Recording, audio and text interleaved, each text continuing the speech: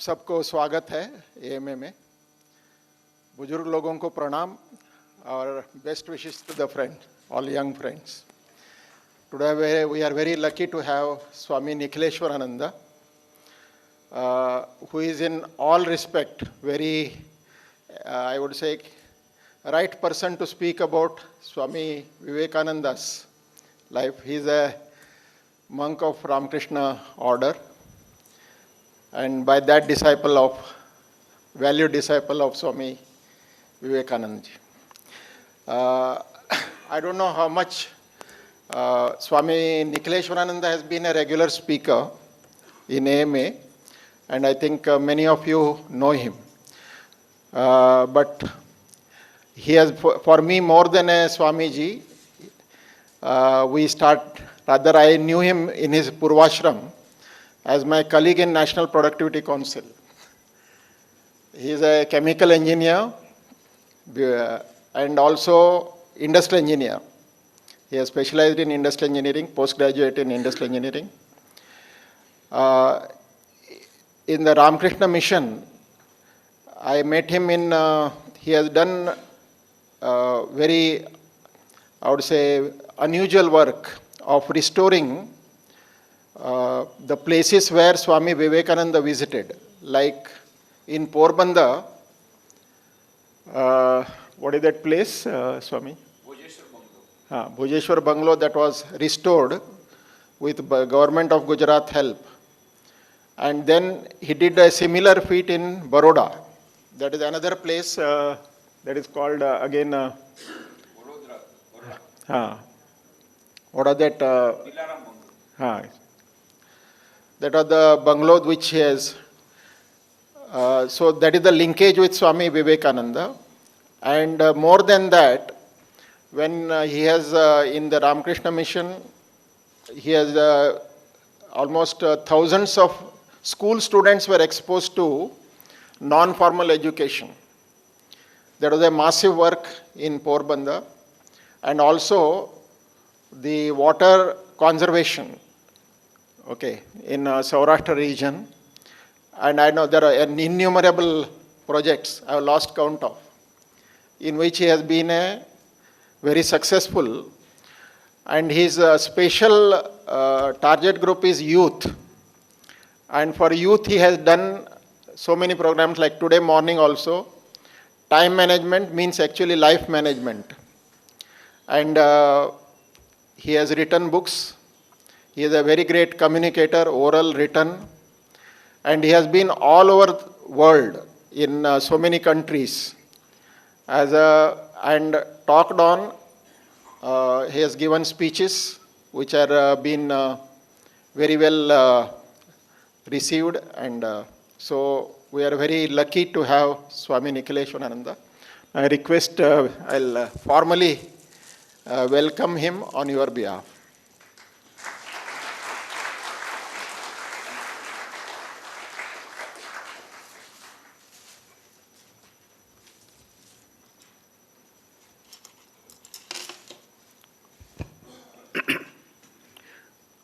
Om Namah Shri Yatirajaya Vivekananda Suraye Satchit Sukha Swarupaya Swamine Tapaharine. Dear Sri Suresh Pandit ji, my former colleague, it's a coincidence that he is introducing me. Though I am from Gujarat and he is from outside Gujarat, I should have welcomed him. It's a good, strange coincidence, and we have been friends for many years. Dear friends, it's a great pleasure meeting you all. At the outset, I would like to thank Ahmedabad Management Association for organizing this program. As you know, 150th birth anniversary celebration of Swami Vivekananda are going on all over the world, not only in India in a very large scale, but even in many other countries As you know, Government of India brought out the special stamps in the favor of, in honor of Swami Vivekananda. Similarly, Malaysian government, Sri Lankan government brought out. There were big celebrations in Bangladesh, big celebrations in Australia. Last year, UNESCO had a special exhibition on Swami Vivekananda on 13th October in Paris, which was inaugurated by the mayor of Paris. In Soviet Russia, there was very grand celebration. Likewise, celebrations are going on all over the world in the name of Swami Vivekananda. Very surprisingly, normally when a person dies, his obituary note is the last note in the newspapers. But here what do we find? On 4 July 1902, when Swami Vivekananda gave up his body, he was popular, of course, but not that popular. And I remember the words of the great historian L. Basham, who wrote that wonderful book, The Wonder That Is India. In 1963, when Swami Vivekananda's centenary celebrations were going on, he said, it is very difficult to evaluate the importance of Swami Vivekananda in the scale of history, because we are too near the history. Perhaps the future generations will be able to better appreciate the magnitude, the importance of his message. And I think that time has not come. And when we are celebrating 150th birth anniversary, again we tell the same thing. We are too near the history to appreciate his message. But even during these 50 years, the message has grown so big, so vast. It is spreading like wildfire. Normally what happens, as I told you, a man dies and the obituary note is the last note. And here it's a very strange phenomena that this message is spreading far and wide. What is the reason? The reason is that Swami Vivekananda himself told that his message was nothing but the resounding of the perennial message of Vedanta. He was only a mouthpiece. And because he considered himself as a mouthpiece, only an instrument, and that is why today this message is rolling off, because it is the perennial message of immortality of the soul, the divinity of the soul. And how I chose this topic, you know, there is a book, I Am a Voice Without a Form, by Swami Vivekananda. This book was referred to by Dr. APJ Abdul Kalam, the former president of India. At the time he was the president, when he came to Porbandar to inaugurate Vivekananda Institute of Value Education Culture on 12 January 2006. That was Swami Vivekananda's birthday, as you know, the National Youth Day. And so there was a big youth convention, which 5,000 youths were present. And that time he said, Swami Vivekananda is not the great personality only of India, but of the whole globe. And that he said, why he was impressed by Swami Vivekananda was that he said, reading I Am a Voice Without a Form has been a very inspiring experience. He writes on the backside of the book. What a beautiful message to the religious, what a beautiful message to the religions from Swami Vivekananda.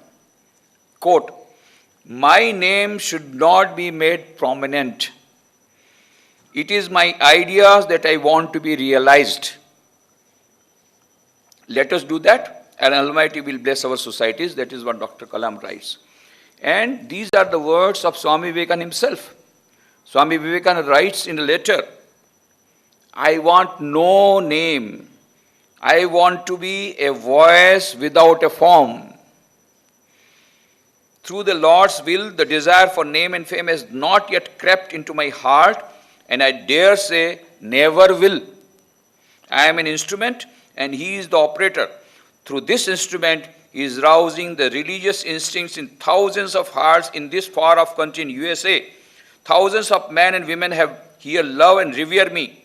Mukam karoti vachalam pangum langhayate girim yat kripatamaham vande paramananda madhavam. This is, Swami Vivekananda himself quotes this shloka, that I am just an instrument. And because he considered himself an instrument, that is why this perennial message is spreading far and wide. I am amazed at his grace. Whichever town I visit, it is in uproar. They have named me the cyclonic Hindu. Remember, it is His will. I am a voice without a form. So in this book, this voice is there, and that is how I thought that this is the right time. Swamiji's 150th birth anniversary is being celebrated. Let us remember that voice. And what is that voice? What is that message? And what is that voice without form? Let us dwell on that. You know, Swami Vivekananda entered into Mahasamadhi on 4 July 1902. He had, a few days earlier, he had told Miss MacLeod, I will not live to see 40. He had predicted this many times in his life, but that time nobody took seriously. Even few days back when he said, by the side of the Ganges in Belur which is our headquarters, there is a bell tree. That bell tree is not there, but in the same place there is another bell tree. Under that bell tree he was sitting, and he said, just a few days before he is passing away, when I die, cremate me here. And exactly on the same spot, his body was cremated. But when he told this, nobody took it seriously because he was hale and hearty, just 39 years. But it really happened, and his body was cremated. He was asked, why do you want to give up your body so quickly? Sometimes many people say, why did he live? Had he lived little more, he would have been able to do much better. Swami Vivekananda replied, I have done enough for next 1500 years. I have done enough for next 1500 years. You know, he did not play test match or one day or 2020, he played 10-10. So fast. Within a short time, he gave so many lectures, so many meetings, so many letters he wrote, big book, letters of Swami Vivekananda. All these accomplished in a very short span. So that is why I say, how much you live is not important, how you live is more important. And that is what he has demonstrated by Swamiji's life. We heard Adi Shankaracharya, within 32 years he accomplished so much. We thought it is all a mystery, it is all a hypothetical thing. But when we see before our very eyes, just a few years back, Swami Vivekananda, the same Shankaracharya came in the form of Vivekananda, the same Buddha came in the form of Vivekananda. And within 39 years of age, within 40 years of age, he has demonstrated that. And he has chosen, because he was given the boon by Shankara, by Shiva in Amarnath, Ichha Mrityu. Whenever he would like, he would die. Before that, he would not die. And so he had that boon that he would die whenever he wanted. And he selected the date 4th July. Because, you know, 4th July is also the Independence Day of America. And he loved America. 2 years back when I was in Chicago, I was on 4th July in Chicago. So on 4th July 2010, in our Chicago Center, I spoke on 4th July. On 4th July. On 4th July, I spoke on 4th July. And how Swami Vivekananda 4th July related. He chose that date, 4th July, America's Independence Date. He marked this in the almanac and he left his body. He was hale and hearty, morning. He was very bright, very cheerful. He went to the shrine. For 3 hours he meditated. And then when he was coming down the staircase, his brother disciple Swami Premanand overheard him telling himself, had there been another Vivekananda, he would have understood what this Vivekananda has done. So L. Basham says it's very difficult to evaluate the importance of Swami Vivekananda. No one else can evaluate his importance except Vivekananda. He himself said, had there been another Vivekananda, he would have understood what this Vivekananda has done. For us, it is very difficult to evaluate. But then, there are certain facts which we can read and which we can absorb and can have a little inkling of that Vivekananda. And so, Swami Vivekananda at that time was down the stairs.